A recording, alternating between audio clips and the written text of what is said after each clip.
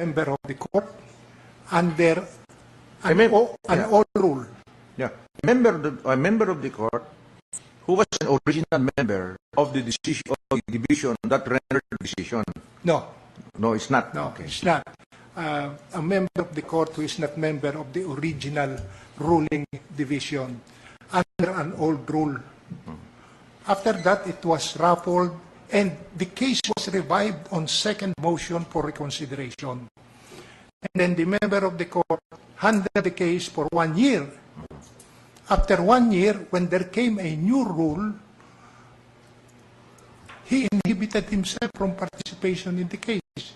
And the case was raffled to me.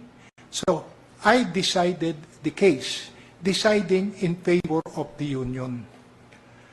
And to tell you the truth, I did not look into the history, the raffle history of the case. So after our decision was released, there came the letter of Mendoza asking about the history of the case. So when I went into the history of the case, I saw a problem. Wala kaming authority to rule on the case. Because of the new under rules. the rules. Yeah.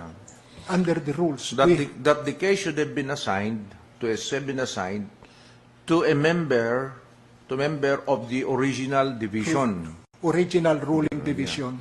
But because we were not part of the original division, then you should not have taken cognizance of that case. Yes. So there was really a need to answer the letter. So, because our decision has been issued already and time was running, we went to the Chief Justice, former Chief Justice, and informed him about the situation. And we told him that we have to recall our decision. So we went to the NBank and recalled our decision in order to avoid flip-flopping. Because had we not done that, the decision would have lapsed to finality. Ngayon, pag naging final na yan, saka mo papalitan, mas mahirap yun. Flip-flopping problem na naman. So, that was the root of the problem. But it came a time when there was that impeachment move against the former Chief Justice. So it was cited as one of the grounds for impeachment. But it was really a ground that has no merit because immediately after resolution, the matter was dropped by the prosecution. And in fact, there's no decision on the case. There's no yet reversal of the decision of the division that rendered the decision, although the case is raised in the NBank. Yeah. Okay. Another question is they would like to ask, you had a strong dissent in the Coco levy case, no? And you mentioned gross negligence of the counsel. Yes. And I remember right, it's not part of the question, I remember right that you wanted to remand the case to the Sanagan Bayan for further trial because you believe then that the government counsel did not do its job. They should have asked for a period to present their evidence. No. I believe that the counsel of the government gave away the case. But anyway, the question now is this. No? If you are now the CJ, would you allow a revisit of that case? That case, because it's already decided by the Supreme Court, no? But on the second motion. That's already final. That's how can you revisit a final decision? You go back to the old flip-flopping charge. Yeah. That's why we call him Mr. Immutability. Now, there is another question. I don't know if you're familiar with Cayetano versus Monsod. I think this is about practice of law. Who is a lawyer in the practice of law. Now,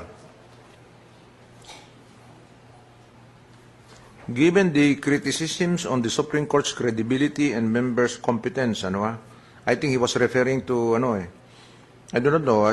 This is I do not know what his point in asking this question. But the question is, given the criticisms on the SC's credibility and members' competence, would you consider revisiting Cayetano versus Monsod? Do you agree with the premise? The premise is, given the criticism on the SC's credibility and members' competence. Do you agree with that premise? Because if you do not agree with the premise, then you do not need to answer the question. Your Honor, Okay, Your Honor. The record of my vote. the immutability principle says that after finality, the court divests itself of jurisdiction over the case, and no court, not even the Supreme Court, can revive that decision. The decision is already in. So, wala tayong magagawa. It may be an erroneous decision, for as long as there was jurisdiction over the case, then that decision will remain as it is. Jurisdiction or probably when the judgment is void. Yeah. You will agree with me? Yeah, And the question of jurisdiction, and there is a question of jurisdiction, then you may allow a revisit of that decision. On that, Justice. Maraming salamat nila. Thank you.